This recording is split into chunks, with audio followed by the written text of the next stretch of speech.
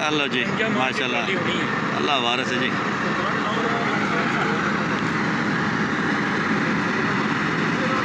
आजाद है माने की बिकती है दूरी हो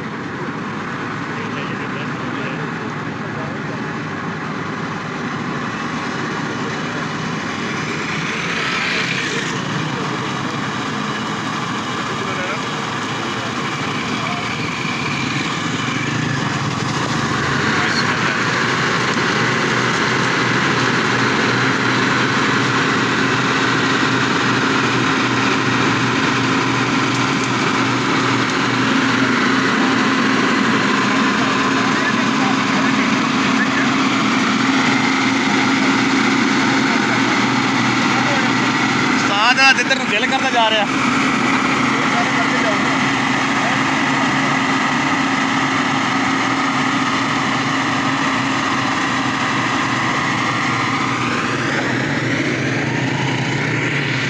भाई थोड़ी नहीं बढ़ाई थार वास्ते बना रहे हो थोड़ी बना चापड़ा आ रही है थोड़ी बना दे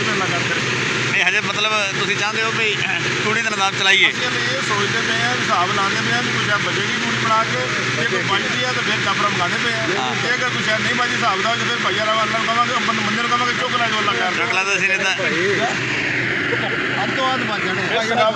भाजी कणक की चीज़ें रजानी है या कणक जी अल्लाह खैर करे सारी यानी कि जी है ना वो अल्लाह खैर करे घर रखनी है साड़ी अपनी घर की पूरी होनी भाई अच्छा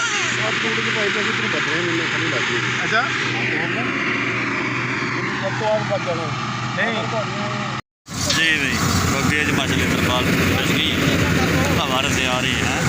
बस करो यार चकने होंगी मोड़ के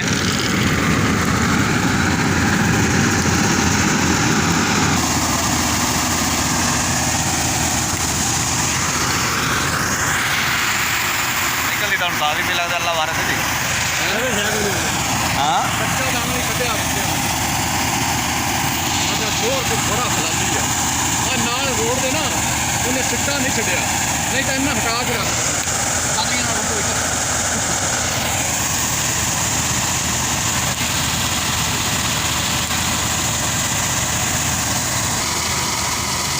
जी पहला जो भड़ोला ना जी खाली हो रहा 110 मन का ना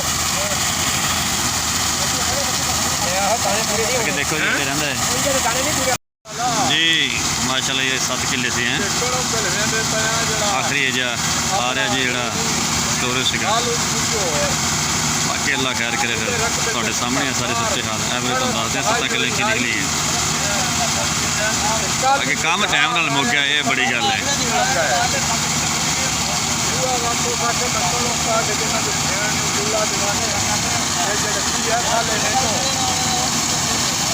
जहाज